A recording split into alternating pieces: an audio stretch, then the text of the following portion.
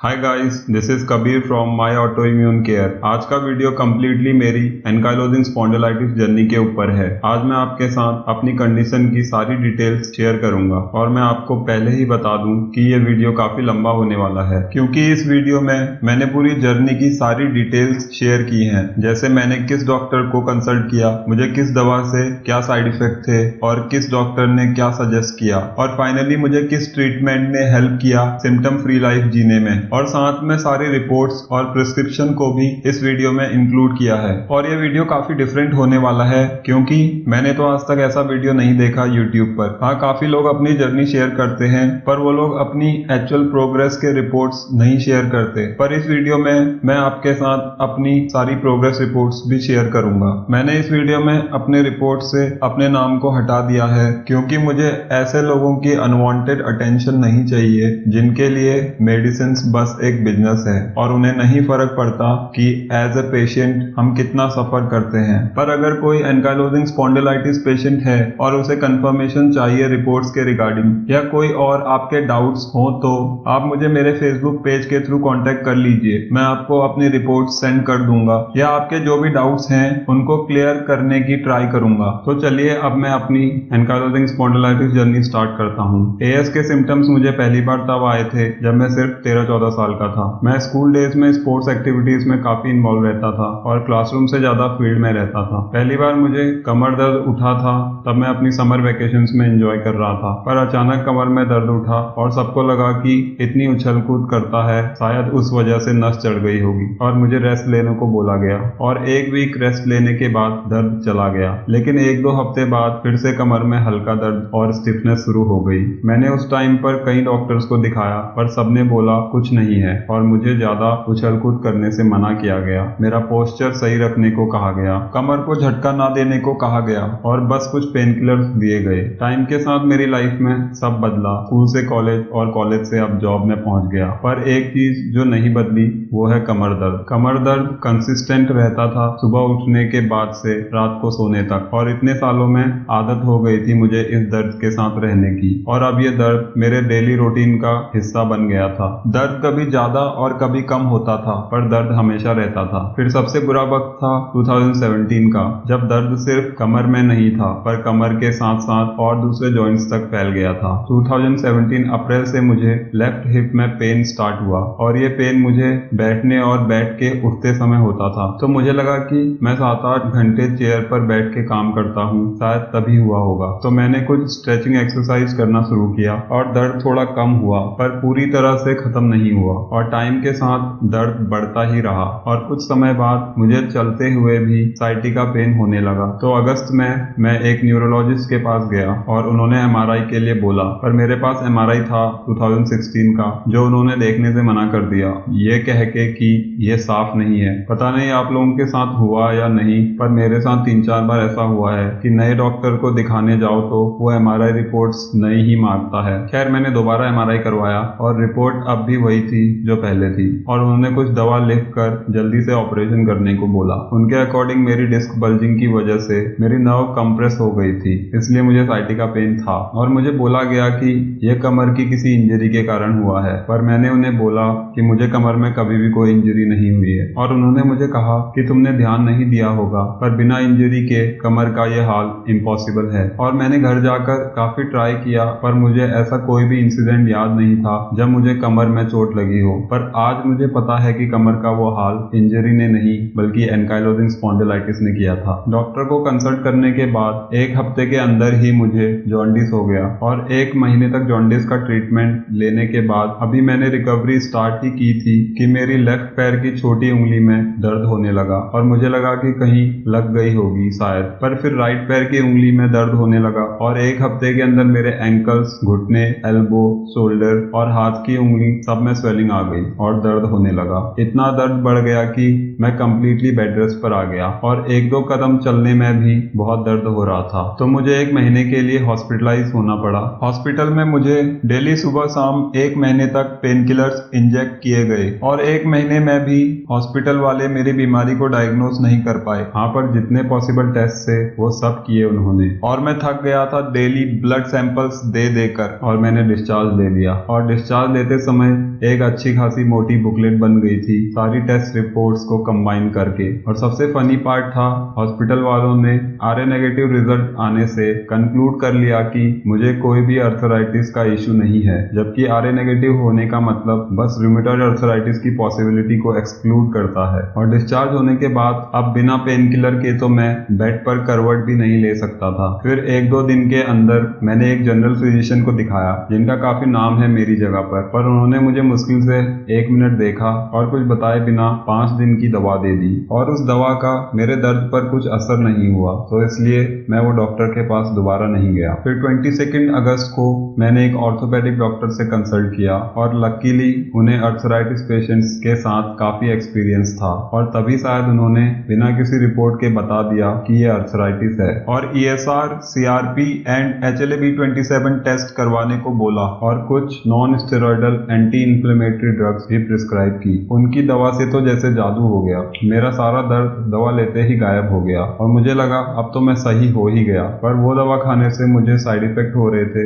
जिनसे मेरे पेट में दर्द हो रहा था और 1-2 दिन में मेरी टेस्ट रिपोर्ट्स भी आ गई थी। तो मैं टेस्ट रिपोर्ट लेकर डॉक्टर के पास दोबारा गया। टेस्ट रिपोर्ट्स में मेरा CRP और ESR लेवल्स काफी बड़ा हुआ था, तो उन्होंने रिएक्टिव अर्थराइटिस डायग्नोज किया जो कि बिल्कुल सही था रिपोर्ट के अकॉर्डिंग। बिकॉज मेरा HLA-B27 नेगेटिव आया था रिपोर्ट में उस वक्त, तो उन्होंने दवा चेंज कर दी। पर दवा लेने के बाद मेरा दर्द तो चला जा रहा था पर कुछ ना कुछ बॉडी में साइड इफेक्ट हो रहे थे। तो उस डॉक्टर के पास मैं 5-6 बार गया और हर बार दवा चेंज करवाई और हर बार मुझे साइड इफेक्ट हो रहे थे, जैसे stomach pain, skin rashes, constipation, इची skin वगैरह। तो लास्ट में डॉक्टर ने बोल ही दिया कि मैं जितनी दवा इस कंडीशन के लिए प्रिस्क्राइब कर सकता था वो मैंने कर दी है। अब आप दिल्ली एम्स में जाके दिखाओ, वहाँ रिमेटोलॉजी का पूरा डिपार्टमेंट है, तो वो ज्यादा अच्छे से ट्रीटमेंट कर सकते हैं। और सच बताऊं तो उस समय तक मैं अर्थराइटिस को बहुत नॉर्मल बीमारी समझता था, पर टाइम के साथ पता चल गया कि अर्थराइटिस कितनी बड़ी बीमारी है। अब दिल्ली तो मैं पहुंच गया था,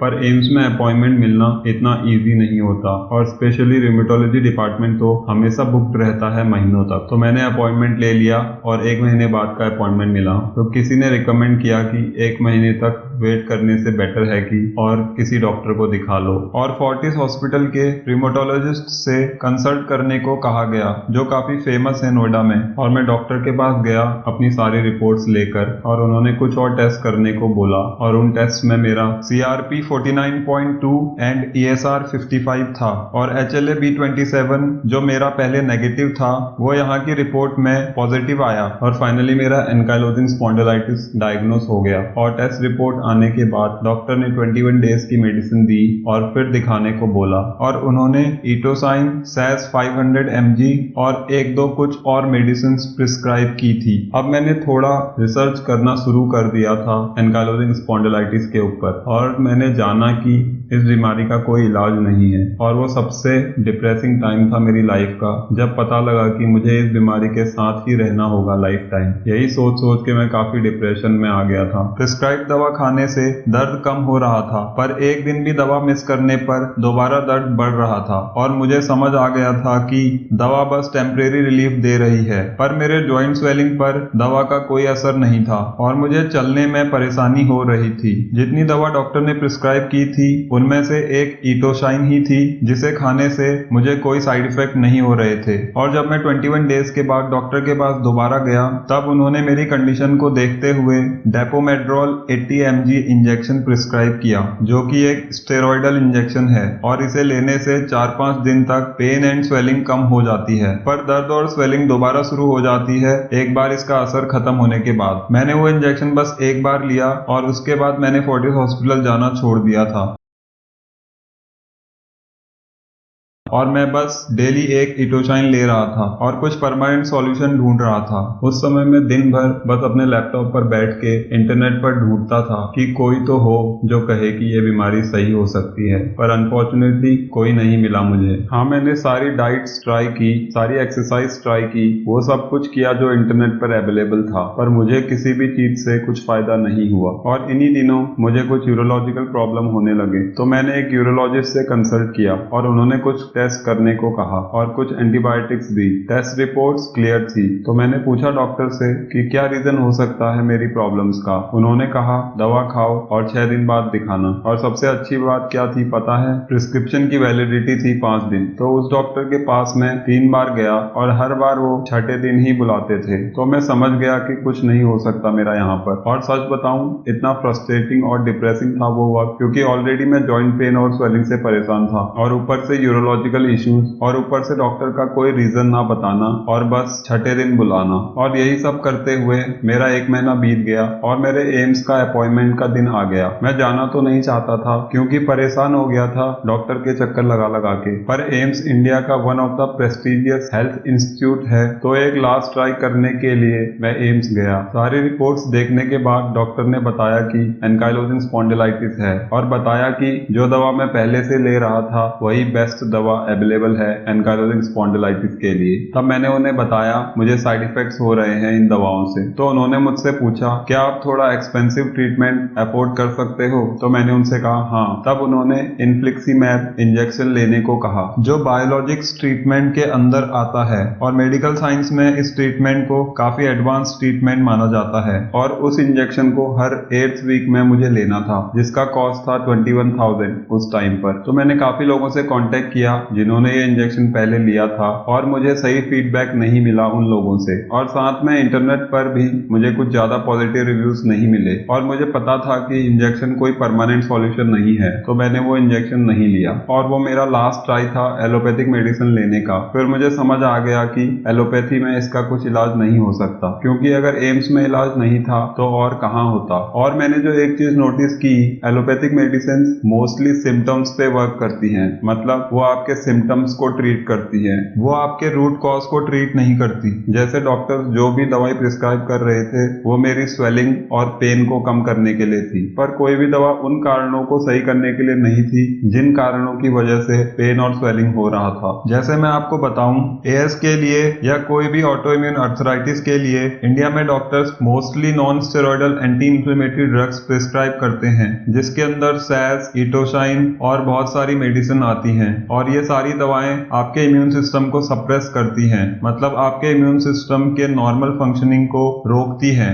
जिसके कारण आपका दर्द और स्वेलिंग कम हो जाता है। पर इम्यून सिस्टम की नॉर्मल फंक्शनिंग को रोकने से हमारी बॉडी हार्मफुल बैक्टीरिया से लड़ने के लिए भी कमजोर हो जाती है और हमें इन्फेक्शन और दूसरी बीमारी होने का खतरा बढ़ जाता है। और जो लोग थोड़ा एक्सपेंसिव ट्रीटमेंट अफोर्ड कर सकते हैं उनके लिए डॉक्टर्स बायोलॉजिक्स प्रिस्क्राइब करते हैं। ये भी इम्यून सिस्टम को सप्रेस ही करता है, पर पूरे इम्यून सिस्टम को सप्रेस नहीं करता, बल्कि इम्यून सिस्टम के उन फंक्शंस को सप्रेस करता है जिनकी वजह से हमें पेन और स्वेलिंग होती है। तो non steroidal anti inflammatory drugs से कंपेयर करें तो बायोलॉजिक्स बेटर हैं, पर बेस्ट नहीं है, क्योंकि ये इम्यून सिस्टम के नॉर्मल फंक्शनिंग को तो अफेक्ट करता ही है। तो मैंने अपनी रिसर्च करके एक लिस्ट तैयार की जिसको मुझे ट्राई करना था बिफोर एक्सेप्टिंग कि मेरी बीमारी कभी सही नहीं हो सकती। और उस लिस्ट में 3 नाम थे। पहला होम्योपैथी ट्राई करना, दूसरा आयुर्वेदिक और तीसरा और आखिरी था फंक्शनल मेडिसिन ट्राई करना। मैंने इंटरनेट से एक काफी एक्सपीरियंस होम्योपैथिक डॉक्टर से कांटेक्ट किया और मैं उनके क्लिनिक गया जो लक्ष्मी नगर मेट्रो स्टेशन के पास था। तो उन्होंने सारी रिपोर्ट्स देखने के बाद 3 महीने की दवा लेने को कहा, पर मैं सिर्फ 1 महीने की दवा लेकर आया और मैंने उन्हें कहा कि नेक्स्ट मंथ की दवाई मैं नेक्स्ट मंथ आके ले जाऊंगा। पर 1-2 हफ्ते दवा लेने के बाद मुझे कुछ असर नहीं हुआ और दर्द और बढ़ रहा था। तो मैं पेन किलर्स लेता रहा और होम्योपैथिक मेडिसिन छोड़ दी। उन्होंने मुझे जो दवा दी थी उसमें से एक ये थी और बाकी तो मैंने अब फेंक दी है, क्योंकि मुझे कोई असर नहीं हुआ उन दवाओं से। दूसरा मुझे ट्राई करना था आयुर्वेदिक, तो मैं दिल्ली के all India institute of Ayurveda में गया और अनफॉर्चुनेटली उससे भी मुझे कुछ हेल्प नहीं मिली और मेरा डिप्रेशन बढ़ रहा था, क्योंकि अब बस लास्ट होप फंक्शनल मेडिसिन ही बचा था ट्राई करने को। पर फंक्शनल मेडिसिन ज्यादा डॉक्टर्स प्रैक्टिस नहीं करते और इंडिया में सिर्फ 1-2 डॉक्टर्स थे जब मैंने चेक किया था। तो मुझे एक डॉक्टर का कॉन्टेक्ट नंबर मिला जो गुड़गांव में थे, पर मेरे घर से गुड़गांव जाने में 7-8 घंटे लगते हैं। तो मैं प्लान ही कर रहा था वहां जाने के लिए कि तभी मेरी लाइफ में कुछ अनप्रिडिक्टेबल हुआ और मुझे कभी जरूरत ही नहीं पड़ी फंक्शनल मेडिसिन के डॉक्टर से मिलने के लिए। मैं उस समय काफी टाइम से अपने किसी भी फ्रेंड के कांटेक्ट में नहीं था और मेरा फेसबुक इनबॉक्स भरा पड़ा था सवालों से और सारे मेरे दोस्तों को यही जानना था कि मैं क्यों अंडरग्राउंड हूँ, पर मेरे पास उनके सवालों का आंसर नहीं था, कैसे बताता उनको कि मैं इतने महीनों से बेड रेस्ट पर हूँ और अभी तक बस पेन किलर पर जी रहा हूँ। पर फिर दिसंबर 22 को मेरी लाइफ चेंज कर दी फेसबुक ने। मेरा एक दोस्त जिसने पिछले 3-4 महीनों में काफी बार मुझे मैसेजेस किए थे और उसने अपने आखिरी मैसेज में पूछा था कि क्या कोई हेल्थ इशू है तुझे, और लकीली मैंने हिम्मत करके उसे सब कुछ बता दिया और उसने बड़े कॉन्फिडेंस से बोला, अरे सही हो जाएगा, टेंशन मत ले। मैंने उसको कुछ बोला नहीं, पर मैंने सोचा इसे तो बीमारी के बारे में पता भी नहीं है और फिर भी ये ऐसे ही बोल रहा है कि सही हो जाएगा। और नेक्स्ट डे उसका मैसेज आया कि अपनी रिपोर्ट्स भेज, मैं कुछ करता हूँ। पर मैं भेजना नहीं चाहता था बिकॉज मेरे दिमाग में था कि मैं तो एम्स में दिखा चुका हूँ और वहां कुछ नहीं हुआ तो ये क्या कर लेगा। पर फिर भी मैंने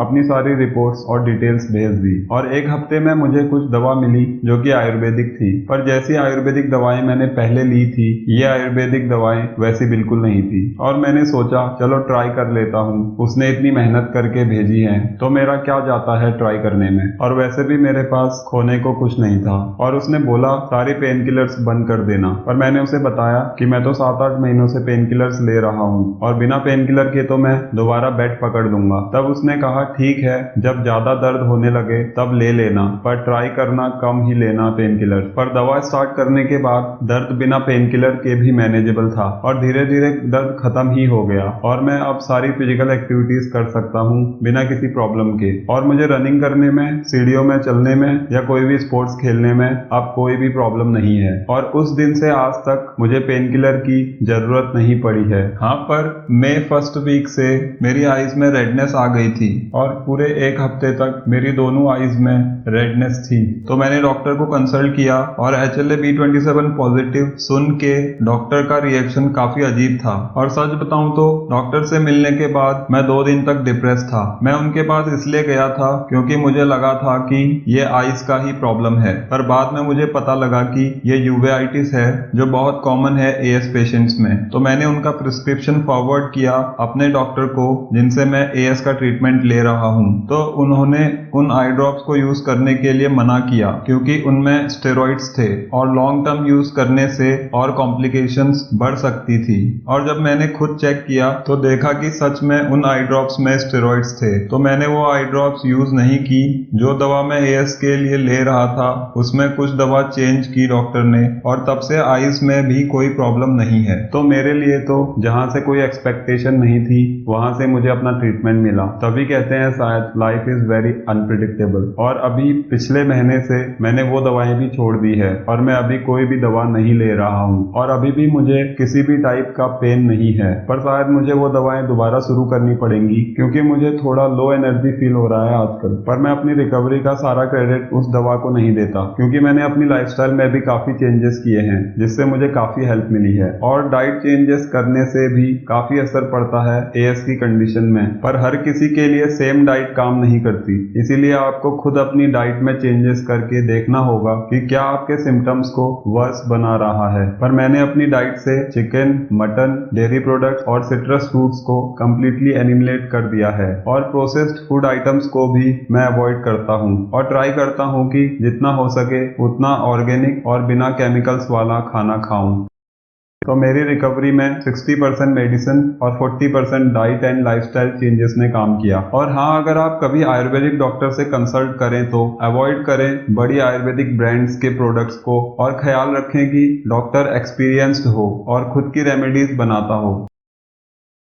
जनवरी में मेरे फ्रेंड ने मेडिसिन भेजी थी और तब से मैं हर दूसरे महीने अपना ईएसआर और सीआरपी टेस्ट करवाता हूं। और जनवरी में 1 महीना दवा खाने के बाद मेरा ईएसआर 13 और सीआरपी 3.7 था जो कि बिल्कुल नॉर्मल रेंज में था। और मार्च में ईएसआर 10 और सीआरपी 6 था और लास्ट टेस्ट मैंने मई में करवाया था जिसमें मेरा ईएसआर 7 और सीआरपी 0.90 था। जब मेरा पेन बहुत ज्यादा था और मैं बिना सपोर्ट के खड़ा भी नहीं हो पा रहा था तब सितंबर में मेरा ईएसआर 86 और सीआरपी 24 से ज्यादा पहुंच गया था। ईएसआर बॉडी में इन्फ्लेमेशन को शो करता है, तो मेरा पेन पहले कितना था और अब कितना है वो ईएसआर रिपोर्ट को देखकर पता लगाया जा सकता है। मुझे नहीं पता कि मेरी बीमारी के सिम्टम्स दोबारा आएंगे या नहीं, पर अब मैं कॉन्फिडेंट हूँ कि अगर दोबारा सिम्टम्स आएंगे तो मैं इजीली फाइट बैक कर सकता हूँ। और मैं चाहता हूँ कि हम एक ऐसी कम्युनिटी बनाएं जिसमें लोगों को बताया जाए कि कैसे बिना केमिकल्स का यूज कर करें हम एंकाइलोजिंग स्पॉन्डिलाइटिस को ट्रीट कर सकते हैं और सिम्टम फ्री लाइफ जिए बिना किसी पेन के। पर ऐसी कम्युनिटी बनाने के लिए मैं अकेले काफी नहीं हूँ, तो मेरी रिक्वेस्ट है उन सारे लोगों से जिन्होंने एंकाइलोजिंग स्पॉन्डिलाइटिस के सिम्टम्स को खत्म किया है बायोलॉजिक्स और non steroidal anti inflammatory drugs का इस्तेमाल किए बिना। आप लोग प्लीज अपना एक्सपीरियंस शेयर करें और बताएं कि किन दवाओं से और किन तरीकों से आप लोगों ने एएस के सिम्टम्स को खत्म किया, ताकि सारे एएस पेशेंट्स को होप और मोटिवेशन मिले एएस से लड़ने के लिए। अगर आप लोग चाहते हो कुछ इन्फॉर्मेशन शेयर करना तो प्लीज मेरे FB page my auto immune care के थ्रू मुझसे कांटेक्ट करें।